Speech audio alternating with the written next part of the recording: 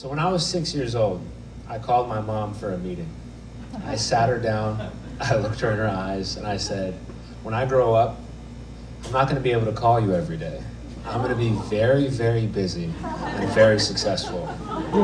And I was 6, I had no idea what success was. I'd watched movies, and movies had told me that successful people were very busy, they lived fast-paced lives, and they had no time for small talk. So I took that with me to school. And I became the kid at recess that was selling candy bars. By middle school, I had upgraded my operations, and I had a sweatshop out of the home economics classroom where I was buying duct tape wallets for $1 and selling them to the rest of the school for $5. and by high school, I had landed on a goal. I'd watched the internship, and I decided I was going to work at Google. Because if I was going to work anywhere, it should be the #1 company in the world at the time. They should give me free food and free coffee because I'm not going to make it. And I took that with me to college. So what I understood was that if you're going to work in tech, you got to understand how tech speaks. So I knew computer science was the path that I had to take. I never touched computers other than playing games all my life, but I never tried to code anything. And what I realized at that moment in time was, as much as I couldn't understand computer science had no intention in understanding me.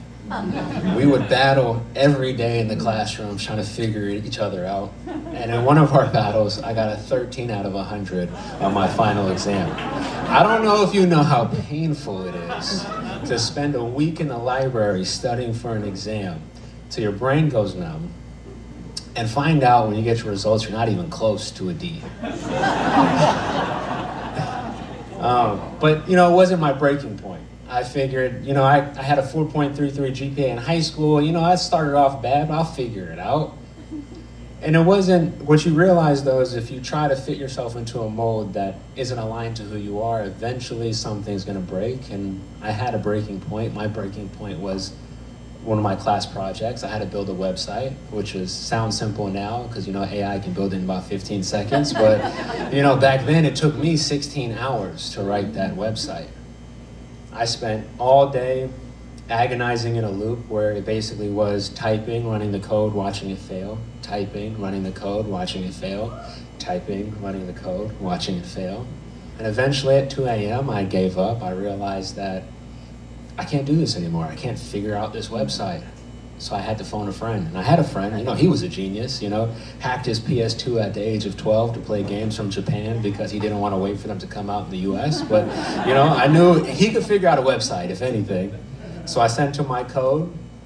He comes back 5 minutes later and says, hey, you got 2 extra commas, and that's all you need to delete. 2 commas. 2 commas stood in the way of my dream. 2 commas gave me 16 hours of agony, and 2 commas made me decide that Google may not be the place for me. And, it was okay. I woke up the next morning, went to the counselor and said, computer science, scratch that, we'll figure out something else, we'll keep it going. And eventually I realized that, if I can't build the machines, maybe I'll sell them. So I went down to business class, went down to marketing, because I enjoyed telling stories, which is why I'm here today. And at that same time, that same friend that told me about those 2 commas, he calls me and says, hey, I just got a job at Google. He had my dream. And I was happy for him. And I was content with, if I couldn't be an employee, I might as well be a tourist. So I called him up and said, yeah, I'm coming to visit.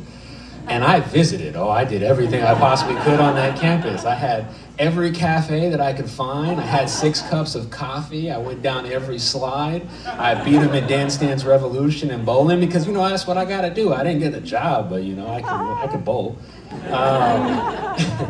And so I was completely content with being a tourist, but he knew I wanted the job as well. So we finally got to a point where he sat me down and was like, hey, they have internships here that don't require coding.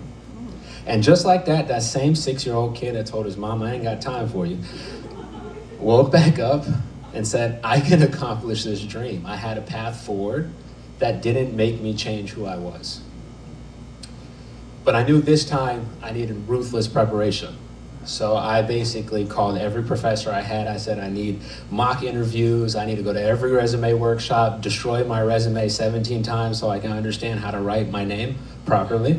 And eventually, I got the call and I got the job. Thank you. But here's the funny thing about ambition is as soon as you cross that finish line, it disappears and shows up 10 miles down the road. I got the internship, but now I needed the full-time offer.